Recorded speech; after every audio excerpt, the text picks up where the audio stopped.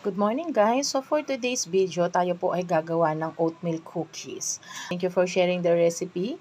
Ayan, kay Ma'am Elena V. Soto, yung aking kasama sa work. Ayan. So I have here a half cup of sugar, melted butter, 1 teaspoon of baking soda.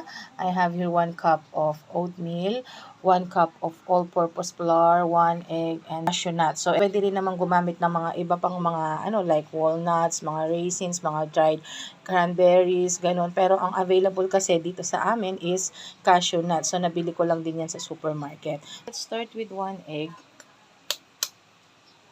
And medium egg.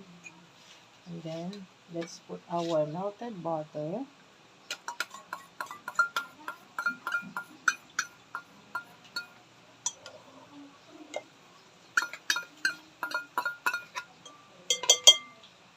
Our half cup of sugar,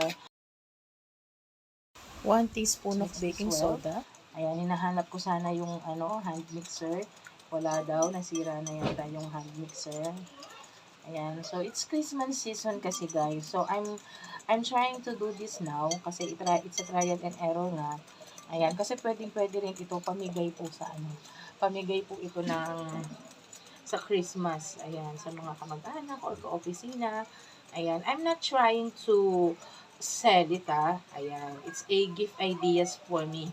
Ayan, so pangre-regalo ko siya. Hindi ko po siya yung ibebenta. Ayan, so kung halimbawa may mga gusto at gustong bumili, why not?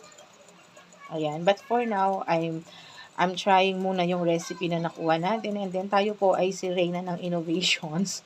Ayan. So, innovate pa natin yan. Let's see kung ano ang pwede nating magawa. Ayan. So, yun nga. Ay, wala tayong mixer. Hand mix muna yung gagamitin. Ay, muna.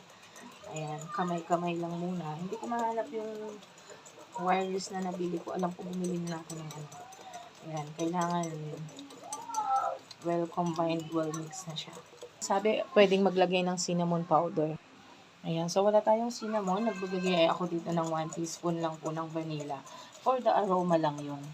Ayan. Ayan, para mas mabango yung ating Ayan. So, medyo okay na to.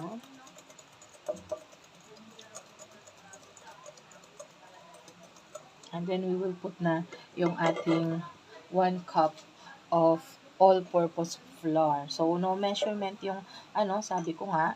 So, ako na lang po yung naglagay para pag halimbawa may problema, I will adjust na lang. So, 4 cup lang siguro yung nalagay ko, guys.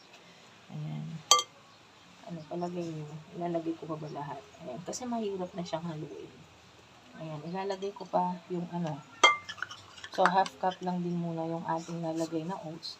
Huwag muna natin ilagay lahat kasi depends dito sa ating mixture. Pwede naman gumawa ng cookies talaga ng walang oats. Pero kasi, meron akong oats dito na sabi ko baka ma-expire lang. Sayang naman. Ayan. It's a healthy oats naman kasi. Ayan. So, this is a trial and error. Sabi nga ng pamangkin ko kung ano ginagawa ko. Sabi ko, even yung mga chef, may mga trial and error. Hindi naman porke chef yan agad-agad perfect yung mga ginagawa kasi they are making their own signature mga dish and signature na mga like this dessert. Sabi ko, hindi naman lagi 100% perfect. So, it's a trial and error and then, kaya kailangan, very important yung mga critics at saka yung mga nagtitikim. Yan, sila yung very important, sabi ko nga sa kanya. Kasi, you will know kung ang ginawa mo ba ay maayos o hindi. Ayan. Kasi hindi naman pwedeng ako din ang titikim ng sarili kong ginawa, sabi ko. And then, I'll put this, half muna yung ilalagay natin. Sabi ko nga, ang available kasi na alam ko meron cashew nuts. Ayan, so nahirapan ako sa wireless, so let's try this. Yung ating spatula. Pwede siyang Kaya pala gumamit ng hand mixer. Kasi medyo mahirap siya, medyo mabigat siyang haluin. Ayan, so, we will try every na alam kong kaya ko. I know naman my capabilities. Alam ko naman kung ano yung kakayanin ko lang gayahin ng mga recipes. I'm also watching other mga vloggers and then ayun nga, tinitake ko nga yung kanilang mga ginagawa. Ko nga siya. Tinatry ko din nga. Ayan. So, hindi naman, almost everything is perfect. Ayan. So, minsan meron din, mali din yung mga, yung texture. Tulad nito, hindi ko alam kung masabaw ba siya or what. Ayan. So, hindi natin nilagay lahat. Yung oats, siguro yung nilagay ko na oats, half cup lang. And then, 3/4 cup yung aking nilagay dito sa aking all-purpose flour. And then, ito, 1/2 cup to. Hindi ko lahat nilagay. Ay, 1/4 cup. 1/3 cup, sorry. So, hindi ko lahat nilagay. Ayan. Then, we will form this one and then, ilulutuin natin siya sa ating air fryer. I don't know if this is okay na. Ayan, wala na pala ako sa aking, wala na ako sa aking camera. I'm so sorry, guys. Ayan, kasi talaga mabigat po siya. Ang bigat niyang, So, itong wires natin, simutin lang natin yung butter. Ayan, simutin lang natin, sayang yan. So, formation na po tayo. Ayan, so let's start na po yung ating formation. Naglagay ako dito ng mga paper. Ayan, mga for cookies yan, binili ko lang. I don't really expect na magagamit ko siya today for this. Ayan, so dun sa nakita ko, nagamit sila ng, ano ba yung ginamit nila? It's a scoop, ice cream scoop. So, wala tayong ice cream scoop. So, it doesn't really mean hindi na natin kailangan gawin ito dahil wala tayong ice cream scoop. So, ito ang aking ginamit. Ayan, parang malaki yata siya. Ayan, so, ito yung gagamitin natin. Ayan, sobrang laki naman. Ayan, bilugin with your bare hands. Ayan, syempre malinis naman po yung kamay ko. Ayan, malinis naman yan, guys. Ayan, what you think, guys? Lalagyan pa ba natin? Ayan, so I prefer, ayan, medyo pa ganyan siya. And then, nilalagay ko na siya dito. Ayan, ready for, na po ito, para mamaya sa air fryer. So, 4, 5, siguro mga hanggang 10 ang magagawa natin. Ayan, so, dahil lang tayo, air fry, hindi to kakayanin na lahat ng ito ay isang salangan sa air fryer. Ayan.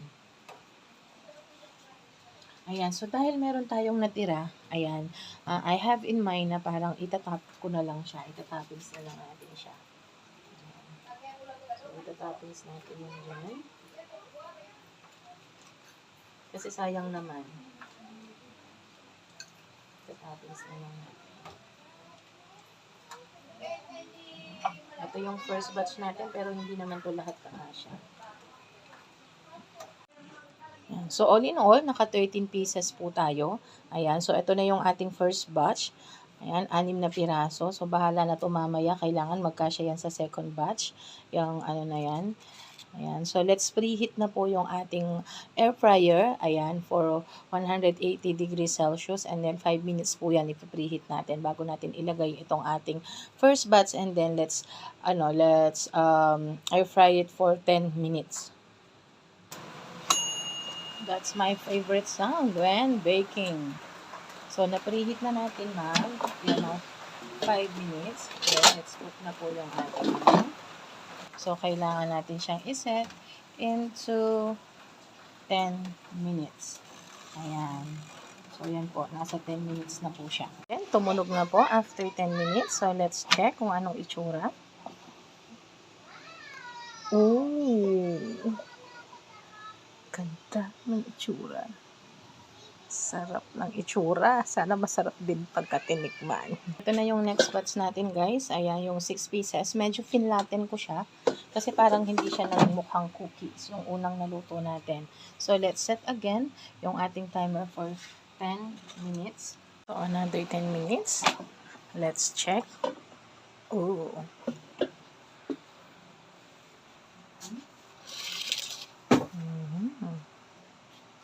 It's done, guys. Ito na po yung ating oatmeal cookies.